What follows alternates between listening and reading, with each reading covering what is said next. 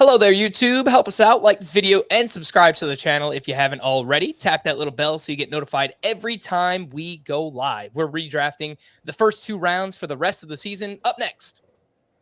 Back when we redrafted the first two rounds on Memorial Day, Julio Rodriguez didn't make the cut. How high has he climbed since then? Let's find out. Welcome into Fantasy Baseball today. Frank Stampfl joined by Scott White and Chris Towers. Today on the show, you guessed it, one of our favorite exercises for redrafting the first two rounds for the rest of the season. Gives us an opportunity to talk about players that we don't normally talk about as much, the studs in fantasy baseball, and kind of gets the wheels turning a little bit for next year as well. I know it's, this is for the rest of the season, but I'm a maniac and I'm already starting to think about next year's drafts and getting ahead of myself. And so I think this is a fun exercise to do because of that. Full transparency, we're recording this podcast a week before because we're all on vacation right now when you're actually listening to this. It's All-Star Week. Can you blame us? Got to take a little bit of time off. Honeymoon for me. Of course, these guys are doing their own thing as well. But hopefully everybody we mentioned on today's podcast will remain healthy because we need them in fantasy baseball. All right, guys, let's get into it. The biggest difference, we did this back around Memorial Day. The biggest difference or anything that has changed most from then until now, Scott, we'll start with you. Well, the most obvious difference is Bryce Harper can't be considered for this exercise anymore. We was a cinch first rounder the last time we did it.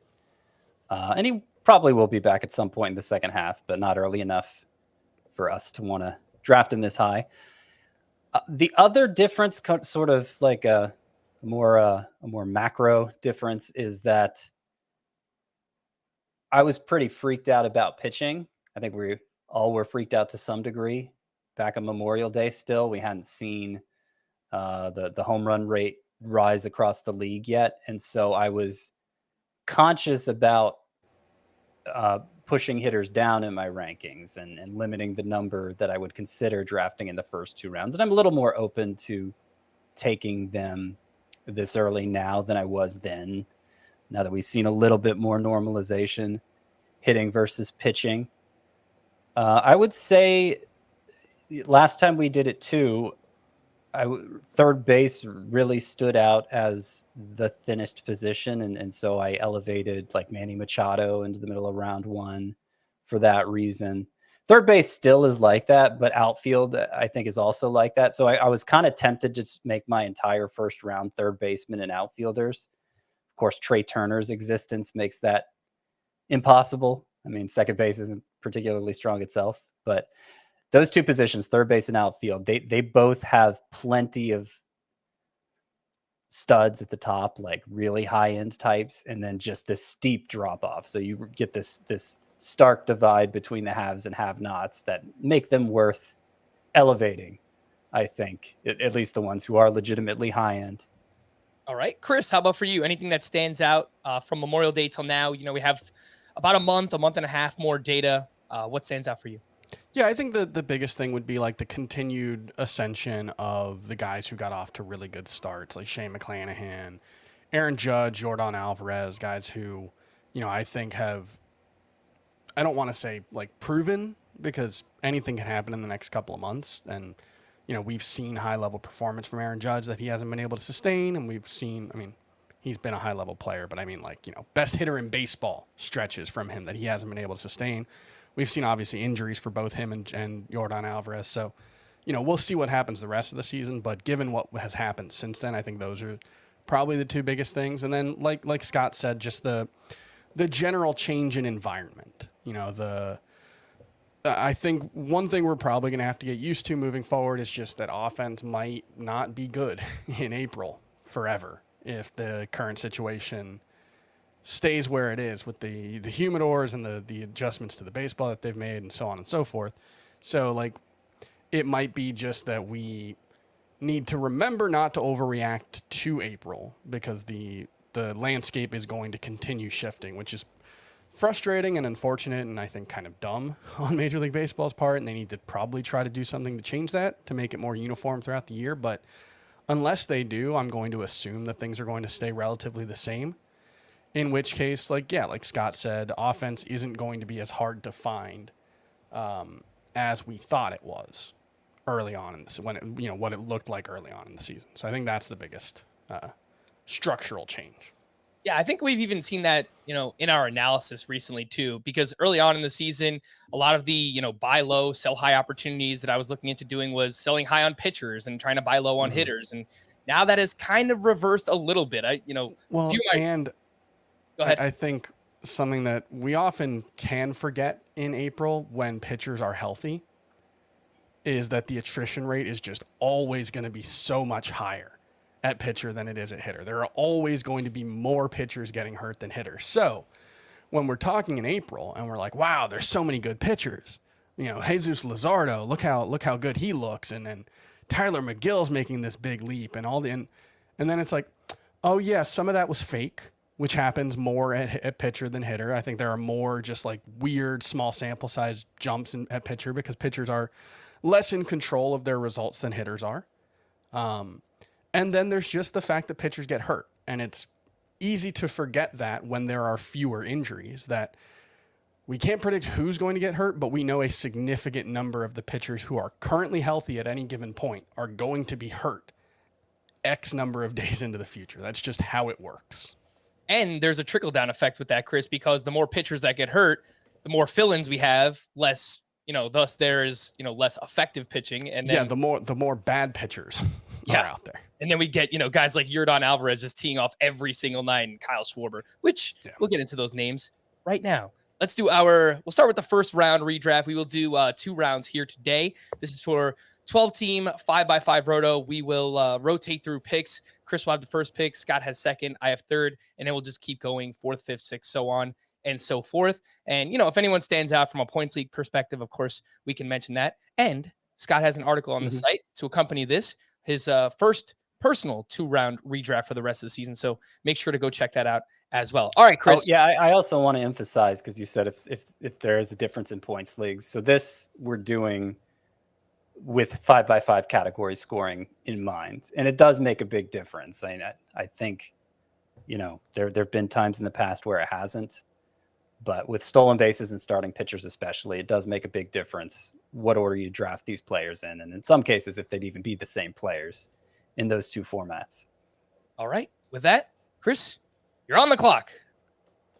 Although I think you could make a case that the number 1 player in both points and Roto might be the same guy, at least right now. If we're drafting for the rest of the season, Jose Ramirez is my top pick for Roto, and I think he's probably the top pick in points as well. If not him, I think Mike Trout's in that discussion. But yeah, I think Ramirez right now, he has slowed down a little bit, by which I mean he's coming off a month of June where he hit 291 with 14 doubles. He only had 3 home runs. He had 14 doubles in that month. He scored 16 runs. He only drove in 12, so, down month by his standards, but he stole 5 bases. He's one of those guys that just, when things aren't going well, he's still going to steal a lot of bases, and he's still going to not strike out. And, he's just so good at everything.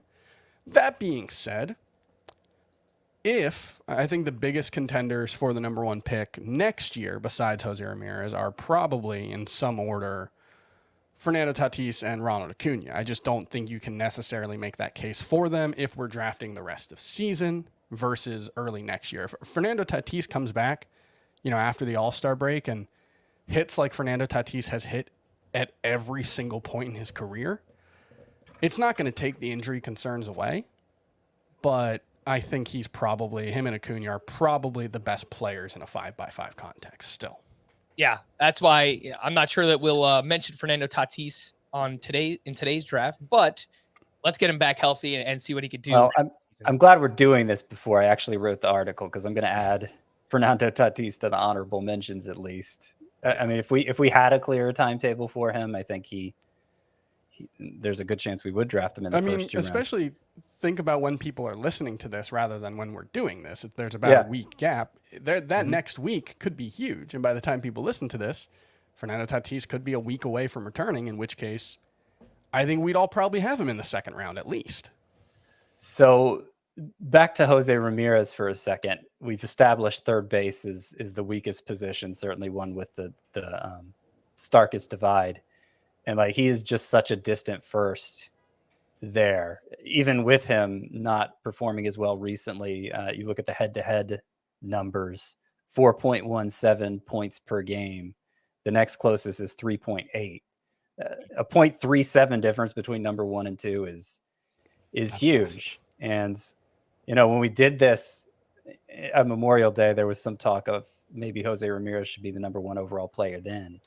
I was a little higher on Mike Trout than I am now, so I went with him. But should have gone with Ramirez because I think now it's crystal clear, especially when you factor in position scarcity.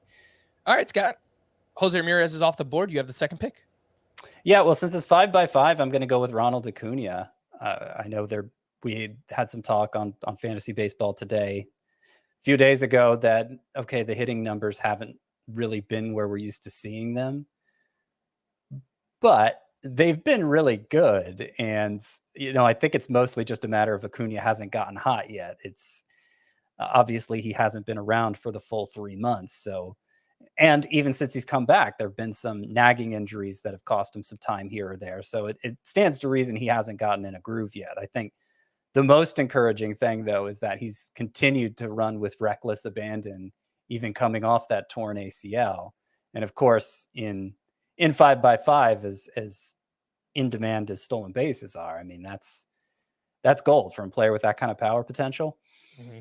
Plus, he's outfield, which we've established is weak. If it was points, I could see dropping Acuna out of the top 5 potentially. So that is one player that I do think it makes a difference. Not that he doesn't have the potential to be the number 1 or 2 player in points leagues as well. I just think, weighing in the risk reward in points leagues, he's not as deserving of the benefit of the doubt given the alternatives. But yeah, in 5x5, I'm going to go Acuna number 2. Yeah, it's really just been a lack of power in the first half that has hampered Ronald Acuna, hitting way too many ground balls this season. But if he regresses closer towards his career norm, gets the ball in the air a little bit more, his RBI total is also very low, even leading off. I mean, the Braves lineup is one of the best in baseball right now. I mean, their 9th hitter is Michael Harris. So yeah. So I would imagine both the home run and RBI totals do increase in the second half for Ronald Acuna. For me, 3rd overall, I think there's a pretty clear top 3, at least in 5x5 Roto, and it's Trey Turner, who has been a stud as always. He has sacrificed some runs scored this season for RBI, hitting in the middle of the Dodgers lineup, but the power has improved throughout the course of the season. He's still running. Batting average is tremendous. He's in a contract year, so could be in for an even better second half if you are someone who subscribes to the contract year theory. But regardless, he's having a great season, and even a points league, I think he's probably still like a top 5, top 7-ish player. He makes a lot of contact. He walks a decent amount. So either way, I think he is a clear top 5, top 7 player, regardless of format, but still in that top 3 rest of season in Roto. And second base is really weak as well. We don't talk about it as much. I don't think there's that same stark divide that you see at third base and shortstop. I think maybe second base is weak in a way that's more widespread, where you're not falling behind the pack in your league necessarily if you don't have a high-end guy, just because there are so few high-end guys. But yeah, certainly the position scarcity argument would apply for Trey Turner as well. And while you'd almost certainly start him at second base, I want to point out he's my only shortstop. In at least we may see another one drafted between the 3 of us, but in my article, he'll be the only shortstop depicted in the first 2 rounds, which I never would have imagined coming into the season. Worth keeping in mind, we're doing this rest of season. If we're doing it for next season, at least right now, Trey Turner will not be second base eligible for next season. True. Fair enough. All right, good point. Though top I don't 3 think picks. that really changes the answer either way. The top 3 picks so far: Jose Ramirez, Ronald Acuna, Trey Turner, and Chris, you are back on the clock with the 4th pick. And I may be a little different from you guys in who I'm taking here, but I'm going with Mike Trout. I know Scott mentioned that he's lowered his expectations on Trout just a little bit. I haven't really. I mean, he's coming off a month where he hit 10 home runs with a 1036 OPS. Yeah, he only hit 250, but that was with a 250 BABIP from a guy who routinely runs a BABIP in the 320 range at least. So I don't really have any concerns about Mike Trout. I still think he's the best hitter in baseball. He's not running. That's disappointing, but I don't really see any reason to lower him at all. Like, he's 5th in expected WOBA, and he's behind Aaron Judge and Yordan Alvarez, who I think would be the 2 guys who you guys might put ahead of Mike Trout, and they're very Yep. similar players in that almost all of their value comes from their hitting production. But I'll go like Yordan Alvarez and Aaron Judge are having arguably the best 3-month stretches of their lives, at least so far. And they're better than Mike Trout, but they're not so much better that I'm willing to just assume this is the new normal. So I think Trout is a bet on both upside and the track record. Here's what's changed my tune on Trout, who I still have 8th overall. So, obvious first rounder, of course. But back when we did this on Memorial Day, I think we all had him as the number 1 pick. Back then, I was giving him benefit of the doubt for the elevated strikeout rate, even though, last year it was elevated as well. Obviously, he played only a quarter of the season, so small sample size there. It was elevated early this year, but you look at the track record. Okay, strikeouts isn't something Trout's ever had a problem with, but it's continued. 29.3% strikeout rate. I shouldn't give such an exact number since we're recording this a week ahead of time, but basically 2 years in a row, it's been closer to 30% than 20%. And that's a high strikeout rate. And I think it's gone on long enough now that, we should kind of take it seriously. And so I'm not saying Mike Trout can't hit 300 with that strikeout rate, but I'm not expecting him to. And if he's not a big base stealer anymore, and he's not a clear batting average standout anymore, then he's kind of Pete Alonso, who I'm sure will be drafted later on here as we go through this exercise. And I'm taking Trout over him because, I do think there's a potential for more there with Trout. But in terms of what I'm expecting from him, it's more of the standard power hitter than I think we've come to think of him as. Mm-hmm. I think your drafting of Mike Trout or how you value him rest of season will depend on where do you think the batting average will be. Do you think he can get those strikeouts down? He also is hitting an enormous amount of fly balls, which, if those don't leave the yard, that typically lends itself to, lower BABIP and lower batting average as well. So if you expect that batting average to get back on track, then yes, it would make sense for Chris to draft him 4th overall. If not, maybe a little bit lower in the 1st round. Scott, you were up with the 5th overall pick. Yordan Alvarez is the pick. When we did this in Memorial Day, I said, looking at the data, he looks like a left. Oh, I'm sorry. I skipped Aaron Judge. Spoiler alert. Chris didn't draft Aaron Judge 4th overall, so I will take Aaron Judge 5th overall and save the Yordan Alvarez commentary for later. Yeah, Aaron Judge, he's done the opposite of Trout. He's, for a couple of years in a row now, strikeouts are no longer an issue for Aaron Judge, and yet he's still the player who impacts the ball harder than everyone, and we're seeing monstrous totals as a result. And really, my only concern with him is health. I don't expect him to slow down that much. It seems unlikely he's going to reach 60 homers just because that's so rarely happened in history. But I don't think he's going to be far off as long as he stays healthy. And he's even contributed a noteworthy number of stolen bases. So he's not a zero for those in a way, somebody like Trout has become. Yeah, no, I think the point about the steals is a good one because, he had 7 steals as of when we're recording this. Maybe he adds to that total over the next week or so. But yeah, Yankees kind of team philosophy. They're being more aggressive on the base paths, and that overall has helped Aaron Judge be quite literally the number 1 player in fantasy baseball in the first half of the season. I think the steals are probably the biggest difference between him and Trout. And I don't know how sustainable I believe that to be. So if we're talking about what's happened since the last time we did this exercise, Trout's been, I don't know, it's been very close in terms of who's been a better hitter because Judge has slowed down. He was hitting 300 through the first 2 months of the season. He's hitting 255 over the last month and a half. Trout's hitting 240, but most of that's a bad week in July so far. So I don't think there's I think those two are pretty much a coin flip. Now, and I think Trout is a better expected batting average. Judge has about a 35-point edge on Trout in terms of right now, yeah, they deserve.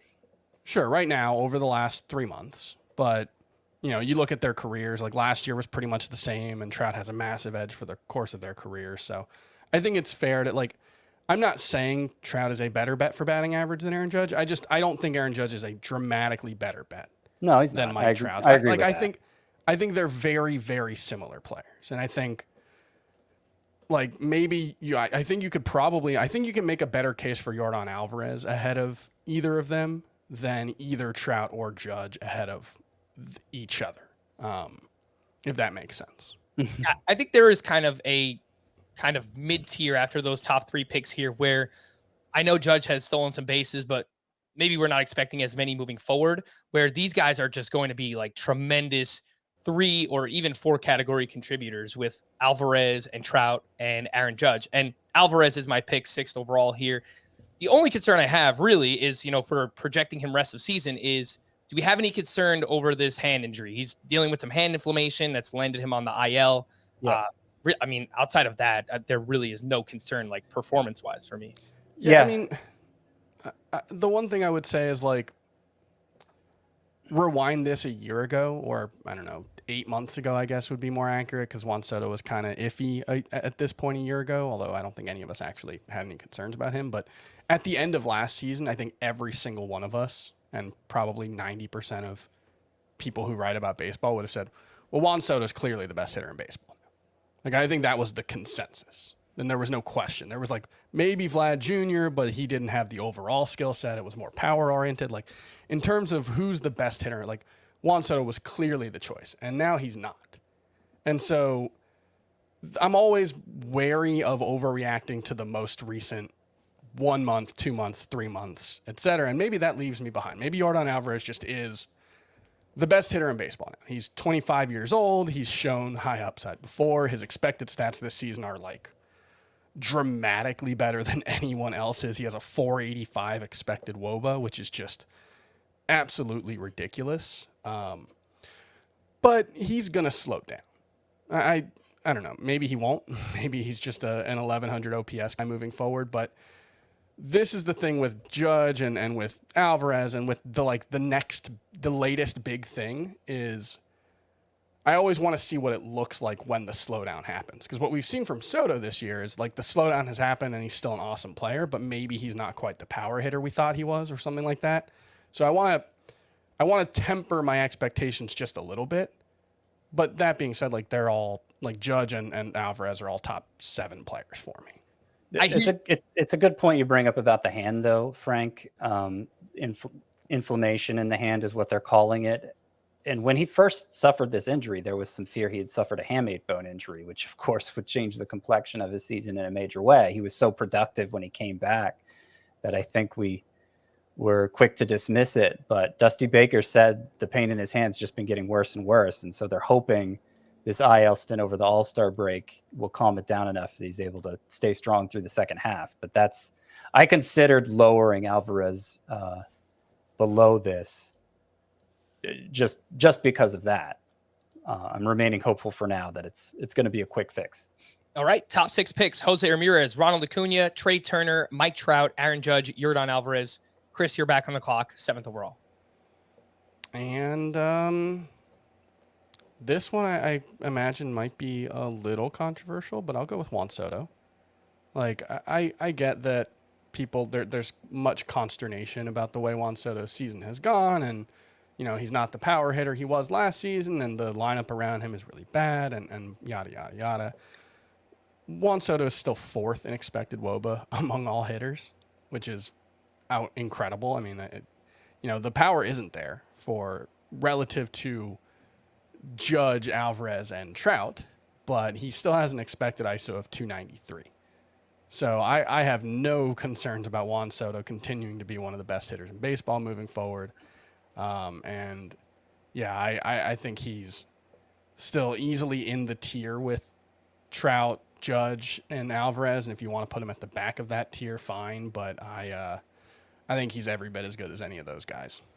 I have him a couple spots lower than this in 5x5, but if we were doing points leagues, I think there's still a case to be made. Juan Soto would be number 2, maybe behind Jose Ramirez in that format with, the so many more walks than strikeouts. His plate discipline, the best in baseball. He's been a top 12 hitter, even with a batting average south of 250 this whole time. And like, we know the batting average is going to climb from there. So I think the thing with Soto is he's probably more like a 30 to 35 homer guy, where I think Trout and Judge especially are more like 40 to 50 homer guys. And Alvarez is, maybe a little bit of a wider range, but he actually has more impressive quality of contact metrics than either of them right now, which is astounding. Yordan Alvarez is averaging 96 miles per hour of exit velocity right now, which is just ridiculous. So I think that group of four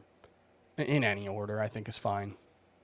Scott, 8th overall, you're on the clock. I'm going to go with Mookie Betts, who is the leadoff hitter for arguably the best lineup in baseball. And it shows up in his runs scored totals. He's not a distant number one. And he's not even number one in that category anymore because he missed some time there. But on a per game basis, like, the guy scores a ton of runs. He doesn't steal as many bases. He doesn't run as fast as he did in his prime. But like, he's going to put up stud numbers as long as he's healthy. It just seems like a worry-free player. Mm-hmm. Yeah, I mean, the biggest thing that stands out, as you mentioned, Scott, I mean, the speed's starting to take a little bit of a step back here. So maybe, that part of his game is starting to decline, but still it could be like a 10 to 15 steal kind of guy. And power has bounced back in a big way. Solid batting average helps you a little bit there, and going to score a ridiculous amount of runs. He has, at the time of recording this, nearly scored a run per game this season, which you will not find another run category producer like that in the game of fantasy baseball outside of Mookie Betts.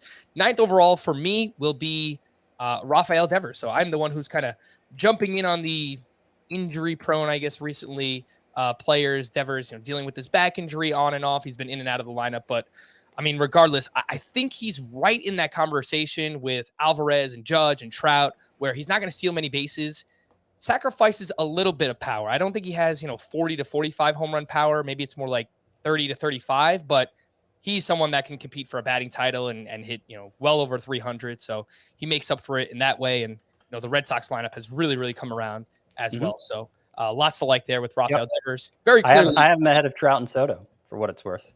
Very clearly to me, the second best third baseman at this point, a position that is quite scarce. 10th overall, Chris, you're back up.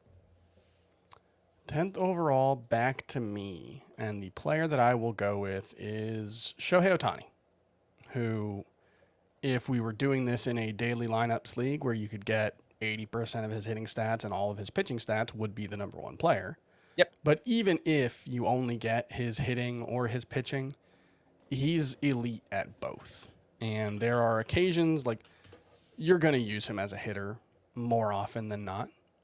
And I think he's been a little worse as a hitter this season. So you could, say maybe this is a little bit of a reach, but like, he's still an elite power guy who's probably going to steal close to 20 bases this season.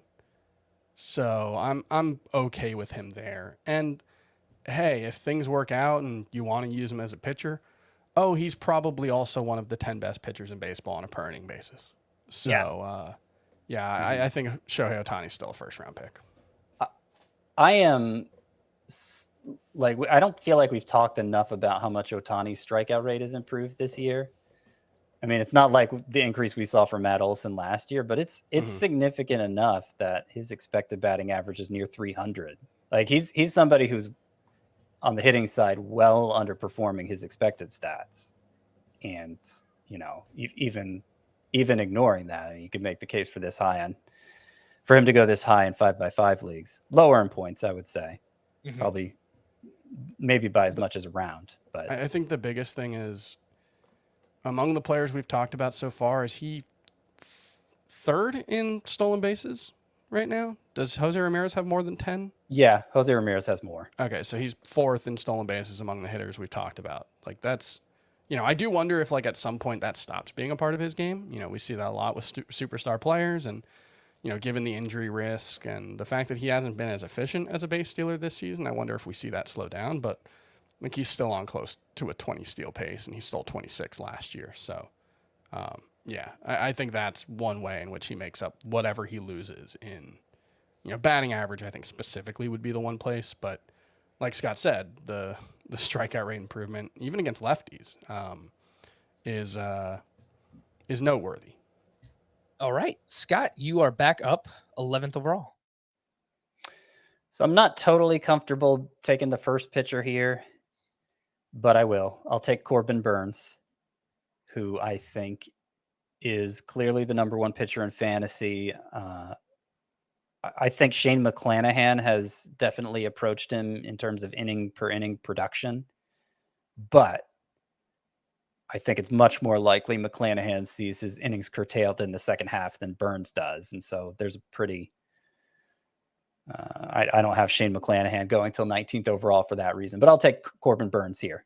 All right. I think any trepidation we had coming into the season regarding Corbin Burns and his lack of a track record is now gone. He goes deep into starts, tremendous strikeout rate, pitches for a great team. Run support should be there. Lots of potential wins. So I think undoubtedly, one of the top 3 starting pitchers. Probably could make the case for a few others, but yeah, I have no problem with him being the first starting pitcher drafted.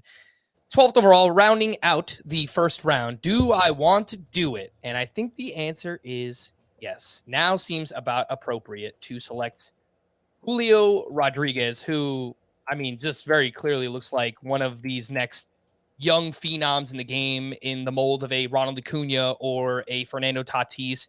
Since the start of May, he's batting nearly 300 with a, near 30-30 pace. It's like 35 homer, 27 steal pace. The steals have come down a little bit, but that's kind of, correlated with the home runs going up. So it's, he's not on first base as much. He's not stealing as many bases, but instead he's hitting for more power. So I know not as much of a track record, but based on his prospect pedigree, it just kind of feels like it makes sense that Julio Rodriguez is like one of the next big studs in the game of fantasy baseball. And I think this is an appropriate time to take a shot on him. Well, yeah. I have a couple players in between.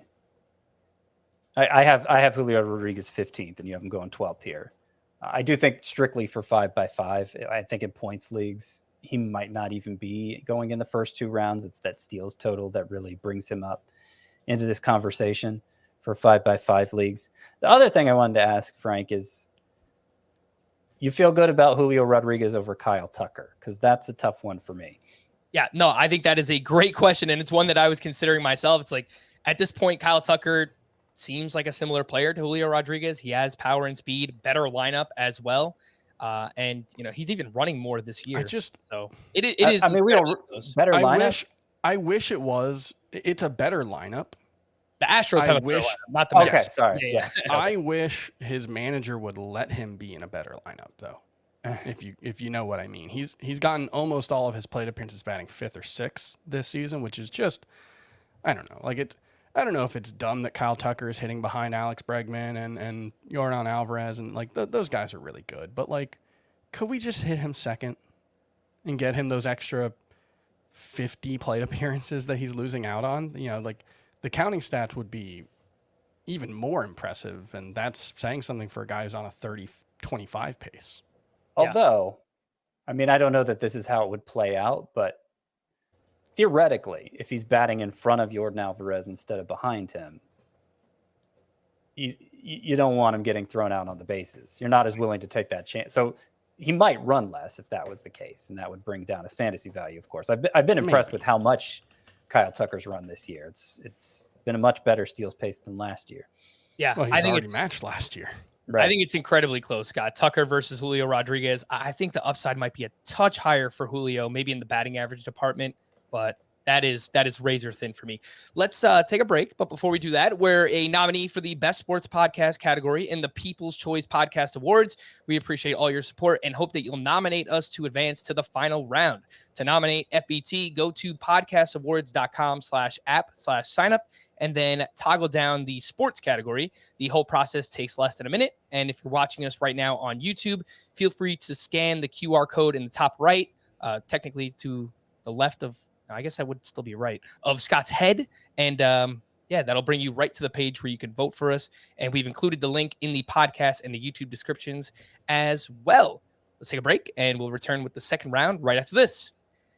Let's jump into the second round. Quickly recap the first round, which we had Jose Ramirez, Ronald Acuna, Trey Turner, Aaron Judge, Yordan Alvarez, Mookie Betts. Nope, that is not true. I was reading off Scott's. This is the draft that we have.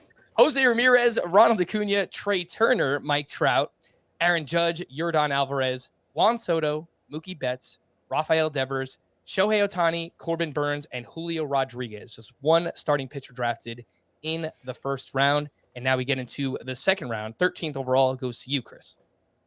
And I'm still going to go with Vladimir Guerrero Jr., who I know has been a disappointment this season, but the expected stats actually aren't that much worse than they were last season, even though there have been some changes in his profile. He's hitting the ball on the ground more. Actually, only 2020 did he have a lower launch angle in his 4 seasons, so he's actually lower than he was in his rookie season, but the quality of contact is still so good that his expected WOBA on contact is 438, still elite numbers there. And I think he'll be better than he has been so far, especially with the batting average, 266. For a guy who makes the kind of contact that he does, even if he's not hitting the ball in the air and he's not a 45 to 50 homer guy, like I think he's still easily a 35 homer guy. And he probably should hit closer to 300. So I think Vladimir Guerrero Jr. is still someone I absolutely want to draft this high. Yeah, we may be overreacting a little bit to this slower first half, but if everything's clicking, we're talking about Vlad in the same light that we are Alvarez and Judge and Mike Trout, and that he's one of the best 4 category contributors in the game. The ground balls have really kind of peaked back up this year, and that's limited his power potential, but expected batting average still near 300. I think that this is a worthy selection and spot to draft. Here's what I've had trouble wrapping my head around with Vladimir Guerrero, because the strikeout rate's still low. You'd think that'd help his points league value. He's averaging in points leagues only 3.09 per game, which is not, it's good, but it's not high end. Like Freddie Freeman, by comparison, who hasn't had a great first half himself, 3.54. Again, that was versus Vlad's 3.09. So I think it's more likely Guerrero's better in the second half than he was in the first half, more likely than not. But I don't know that he's the clear-cut number 1 first baseman anymore. And I'm not saying, well, there are a couple others who could contend for that spot. I think that mostly comes down to Vlad's counting stats are pretty mediocre. Like not mediocre for the league, but mediocre for a player of his caliber. He has 100 runs plus RBI in 86 games. For comparison, Freddie Freeman has 109 in 85. But that's also partially that we think he's going to be better than he has been moving forward. And so I think like run and RBI numbers all obviously matter, but they're correlated with core production. They're not directly, the result of it. And there's a lot of fluctuation one way or the other. So I think that's probably the biggest issue. And in that lineup, I don't think that's going to be an issue moving forward. So I'm still comfortable with Vlad here. The problem, Chris, has actually been exactly that, the lineup, because it's not turning over as much because the rest of the players have underperformed as well. Bo Bichette, will he even be in the first 2 rounds here? I'm not sure. Not for me, but we'll see. But like Teoscar Hernandez has been a letdown. Lourdes Gurriel, it's like every year I think this guy's going to break out. It never happens. And I know some people have pointed out to us that last year Blue Jays players' production in their minor league parks when they were playing in Buffalo and Dunedin was much better there. So they may be onto something. Maybe this Blue Jays lineup is still very good, but just not head and shoulders above the rest like we thought they were coming into. Yeah, there's some weird stuff going on there because they're second in the AL and OPS, but they're only 4th in runs. So like, this is still I don't want to overstate. Like, yes, this lineup has not been as good as we expected, but if you look at the lineup itself, of the 9 players listed as their like everyday lineup, 8 of them are above average in OPS right now. The only one actually is Matt Chapman.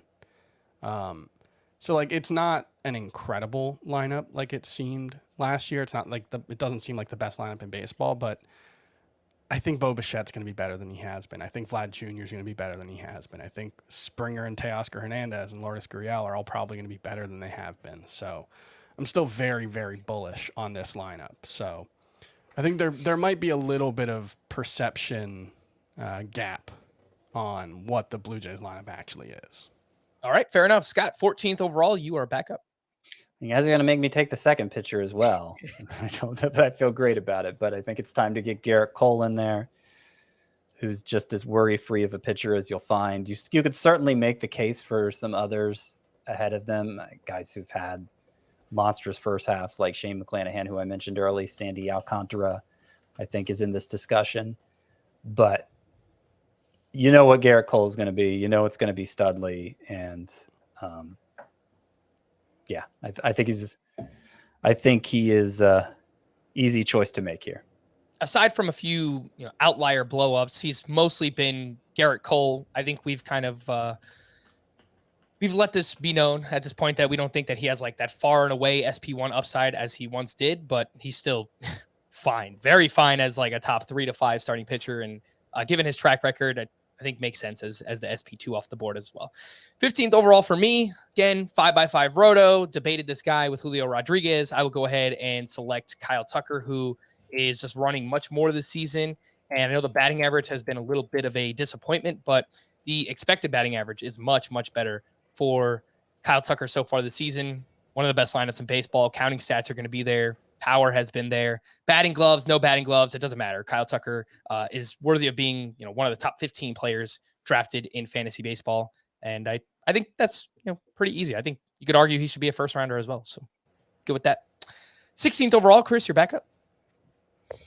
And 16th overall, my pick will be, who hasn't gotten picked yet, Manny Machado, who I think it's a coin flip between him and Rafael Devers. I think Devers probably has a little more power, although I'm not 100% sure on that. But Machado's, like they have the same number of home runs and RBI or home runs and steals combined. So I think, if anything, the scarcity of stolen bases makes that, tip in Machado's favor a little bit. But, the counting stats aren't quite as good for Machado as they are for Devers. The batting average not quite as good for Manny Machado as it is for Rafael Devers. But the expected stats line up closely enough that I think those two are a coin flip, especially with the fact that, Machado has, one, been playing through this ankle injury for the last couple of weeks, and two, he hasn't had Fernando Tatis in the lineup.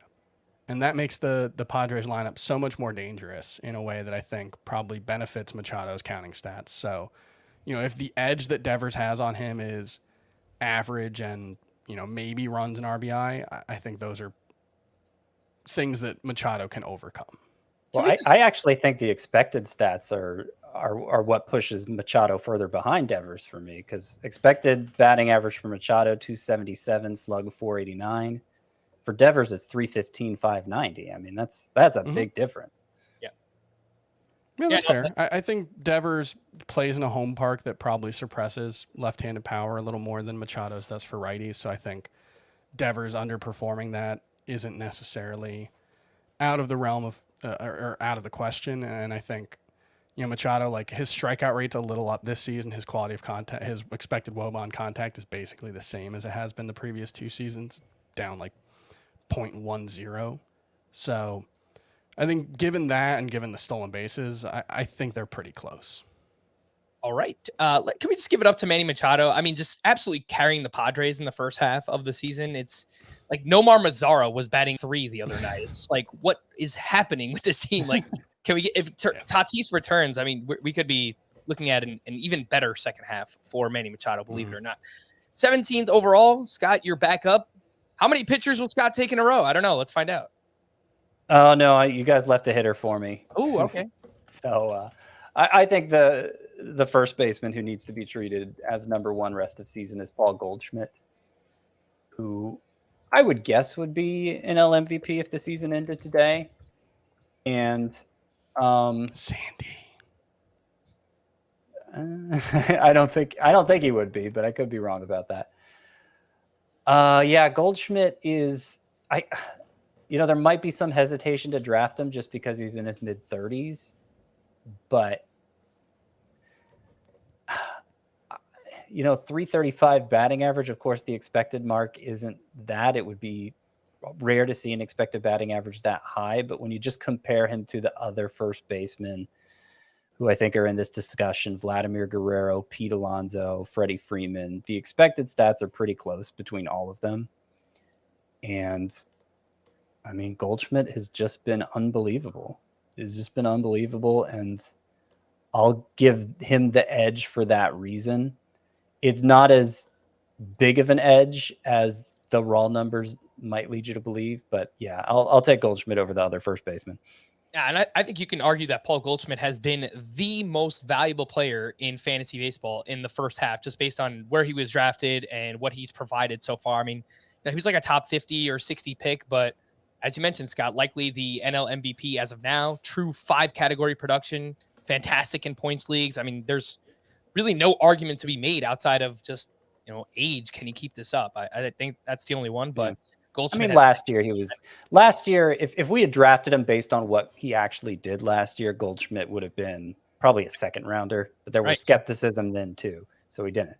Yep. Fair enough. All right. 18th overall comes back to me. And I know that this is going to disappoint some people. I'm going to take a pitcher, and it won't be either of my favorite pitchers in baseball. It's going to be old and reliable. It's going to be Max Scherzer. It's just a matter of, can he remain healthy? I think that he is still in the discussion for, SP1 being the best pitcher when he is on the mound. And we've seen a few starts since returning from the IL. The velocity has actually been up. Strikeouts have still been there. It doesn't matter who he faces. He's been great. It's just, can the body hold up in the second half? And I think that's the biggest question mark. Do you want Scherzer versus some of these young bucks? I think that's a legitimate question. But for me, I'll go with old and reliable Max Scherzer, 18th overall. And Chris, you are back up at pick 19. Yeah, I wanted to look at like what point in Justin Verlander's career we were kind of like, is he finished, and see if it like matches up with Scherzer, because he had that point a couple years ago, and yeah, it's right, like age 34, age 35 for both of them. I was like, I don't know if they're still an ace, and then they both came back with just absolutely monstrous seasons, and yeah, Scherzer's right there. I'm actually going to go with Justin Verlander with the next pick. So yeah, I think this like next group with Scherzer, Verlander, and McClanahan is obviously like, what are you looking for? Verlander probably less upside overall than Scherzer and McClanahan, mostly because upside at this point means strikeouts, and Justin Verlander doesn't seem to be the same kind of strikeout pitcher that those guys are. So I think that's an argument against him, certainly a knock against him. But I just think what he's doing this season has been so impressive. He's still pitching so deep into games. He's on pace for like 100, probably close to 210 innings, which is going to be a pretty big edge on basically every non-Sandy Alcantara pitcher in baseball. I think maybe Aaron Nola's there with him, but yeah, I think Verlander. Obviously, we don't know what next year is going to look like. He does have that. I think he has an option that vests if he makes a certain number of starts, right? Is that how it works? So I think it's looked awesome. I think it's like if he gets to 140 or 150. Yeah, but he looks like an absolute workhorse and looks like one of the best pitchers in baseball again. So Justin Verlander right there. But I think any of the next two pitchers who get taken are right there with him. Before the show, I said, I keep my top 300 updated for the trade values chart, and so I'm kind of doing this rest of season exercise every week, and the gap between number 10 and number 23 in the rankings, they all have the same value. So I think the kind of second round is just, you can kind of flip a 14-way coin in a lot of ways. I do think with Verlander, this is going to sound so cliche. I mean, what he's lacked in terms of strikeout rate this year, he's just made up with pitchability. His ability to go deep into starts and limiting hard contact and limiting base runners. And of course, when you pitch for the Astros and you go deep, I mean, you're just going to have so much upside in terms of wins every single time that you go out, that is a pretty big advantage over a bunch of other starting pitchers. So I think Verlander makes a ton of sense here in the second round. And Scott, you are back up 20th overall. So I'm going to take a pitcher who I have ranked ahead of Verlander and ahead of Scherzer. By the way, I docked Scherzer a little bit for that oblique injury, a grade 2. He's looked great since returning, but it seemed pretty hurried for a grade 2 oblique strain, and I just wonder if that could rear its ugly head again. But yeah, the pitcher I'm going with here is Sandy Alcantara. Wait, Scott, why did you say his name like that?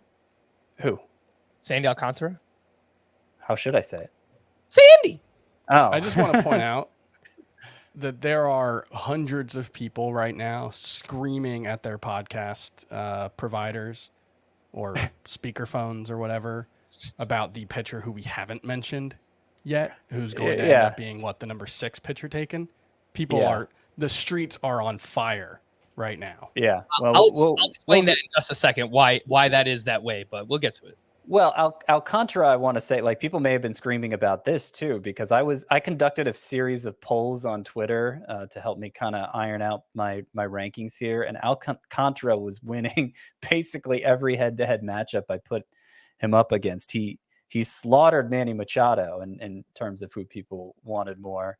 He beat Julio Rodriguez. It was 50-50 between Sandy Alcantara and Rafael Devers. Now, that's going a little far for me, obviously, but you can understand why. I was just pointing this out to Frank the other day.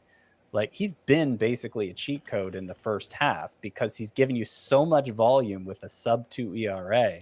Like, if I look at who's leading my leagues, and like the person who has Sandy Alcantara is right up there in all of them. He's just been such a big boost for everybody who's had him.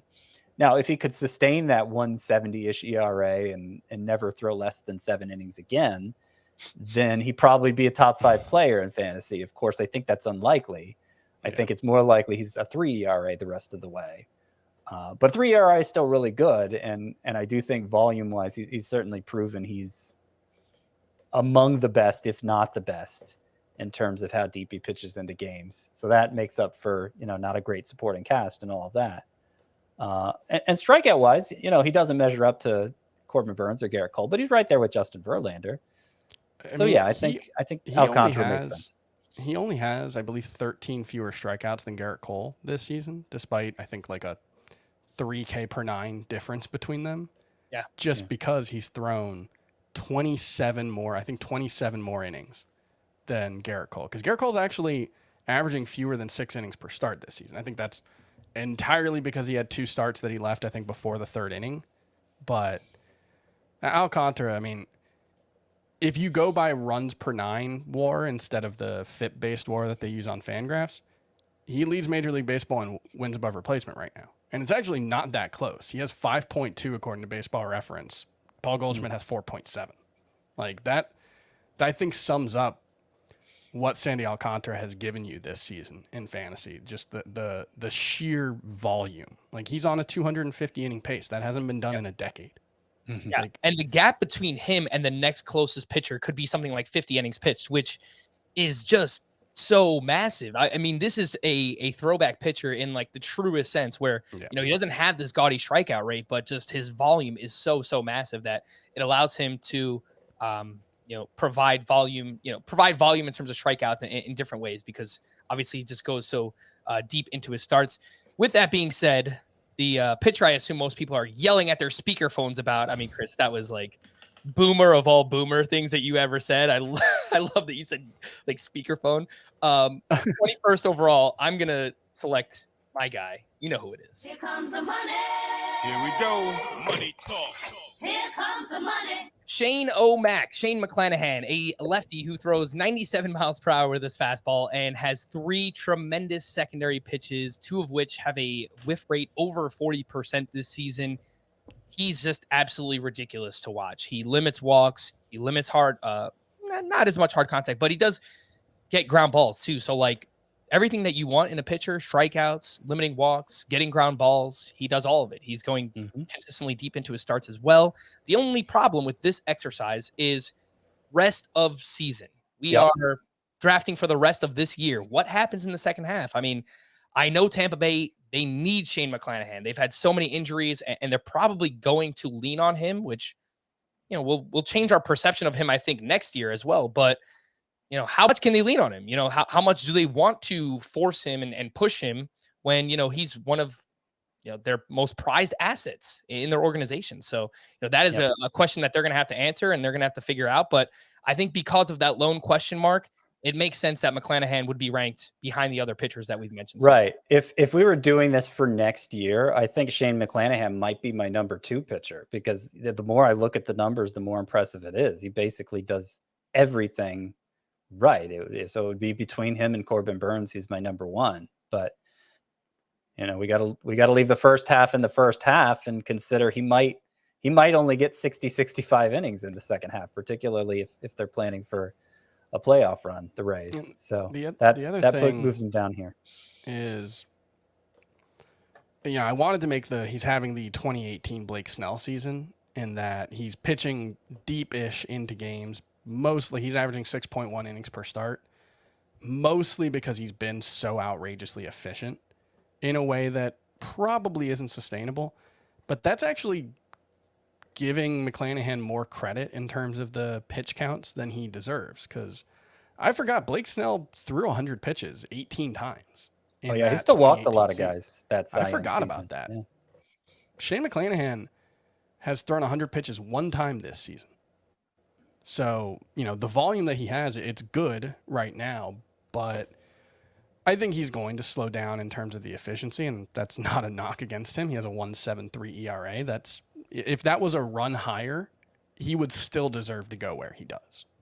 But if it's a run higher, that probably means more 5-inning starts and more 6-inning starts, as opposed to more 6 and 7-inning starts. So that's the one place that I think he does fall short. It's just he's not throwing as many pitches. So he really does have to be outrageously efficient to remain in this range. I don't do this often, but if you guys will allow me, I've got to give myself a pat on the back. I mean, the way that this first half has worked out, Sandy and Shane O'Mac, it literally could not have gone better for me as an analyst. So, I mean, it's been tremendous. Let's hope that it. Yeah, well, you're crushing in all the leagues we're in together, so that's probably why. Yeah, and you know what? I wish I listened to myself a little bit more, because in the leagues with the most monetary value, I did not draft as much Sandy and Shane McClanahan this season. Anyway, 22nd overall. We've got 3 more picks here to round it out. Chris, you're back up. Yeah, this is, I think, a tough range, and I think you could go a lot of different ways here.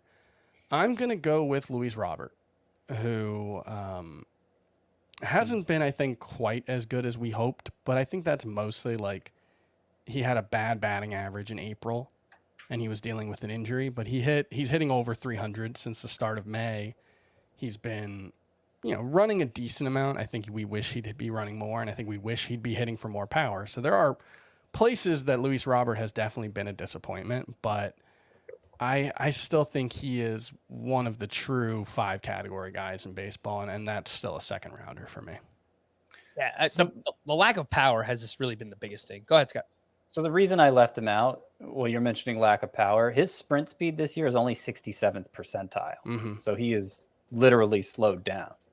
And, we've seen guys with that kind of sprint speed still be good base stealers. It's possible, but, you're less likely to run if you're slower. And I think we may be seeing that from Luis Robert.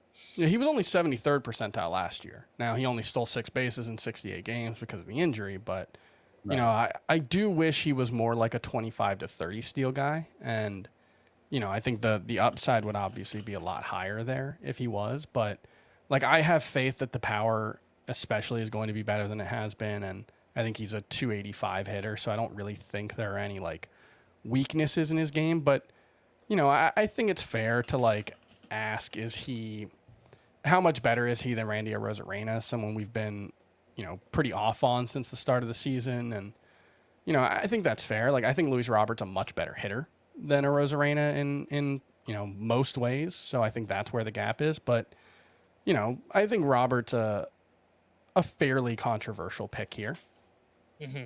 Ground ball rate, man. There's just a few hitters this year, Luis Robert, Vlad, Acuna, where, the ground ball rate has really, kind of hampered the ability to hit for power. So I think if we could just raise that launch angle for some of these guys, and we could see much better power for each of them in the second half. Scott, you're back up, 23rd overall, and your last selection today. Well, I'm going to go with Pete Alonso, who I believe is the MLB leader in RBI as of now. Yeah, he's been for most of the season. And just a very easy, predictable source of power. I think he's validated everything anybody would have wanted who drafted him. He's validated them with his performance, and yeah, he's not gonna be a major help in batting average. Certainly not gonna help in stolen bases, but he's gonna be very good at what he does. I don't know why I always line it up this way where I have the last pick, because there is a lot of pressure because there's going to be a few, obviously, players that are considered snubs that we kind of left off. And, we'll mention them as honorable mentions. But if I was realistically drafting rest of season, I would select Austin Riley, who I've just been 100% wrong about. And he's been ridiculous. But the player I'm going to go with, especially if we're talking 5x5 roto, it's going to be controversial. Bobby Witt Jr. Bobby Witt Jr. is who I'm going to select. And maybe I'm just leaning too hard into the upside and the power speed combination. But really, since the middle of April, he got dropped in the lineup. He's been hitting right around 270 on a near 30-30 pace, right? That's not dissimilar than, what we said about Julio Rodriguez earlier, except, Julio's doing it with a much better batting average since that point. So I know there's limitations with the Royals lineup and the ballpark there, but regardless, this guy is a freak athlete. He is the fastest player in baseball. He's going to steal a ton of bases. And I actually think more power is going to come, the more acclimated he gets in Major League Baseball. So lots of different ways you can go with this pick. And, is he actually worthy of this? And there's an argument. But 5x5 roto, I'm going to go with Bobby Witt Jr. Maybe I should have taken Riley ahead of Alonso for position scarcity reasons. I mean, Alonso's done it for longer, but Riley's basically shaping up to be the same sort of player. What do you think? Potentially a better source of batting average. Yeah. Potentially.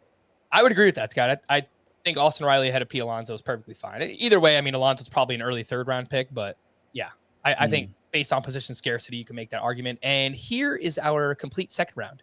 Vladimir Guerrero Jr., Garrett Cole, Kyle Tucker, Manny Machado, Paul Goldschmidt, Max Scherzer, Justin Verlander, Sandy Alcantara, Shane McClanahan, Luis Robert, Pete Alonso, and Bobby Witt Jr. Of course, some of the honorable mentions, Austin Riley could have easily made the cut here. A few others, Jose Altuve, Bo Bichette, not in the first two rounds. That's the one I would have gone with if I had another pick. You know what's crazy, Chris, though? If you think about it, right, from a roto perspective, as of now, how different are Bobby Witt Jr. and Bo Bichette? So since May 1st, Bo Bichette has played every day. He's hitting 275, and here's what his 162 game pace looks like.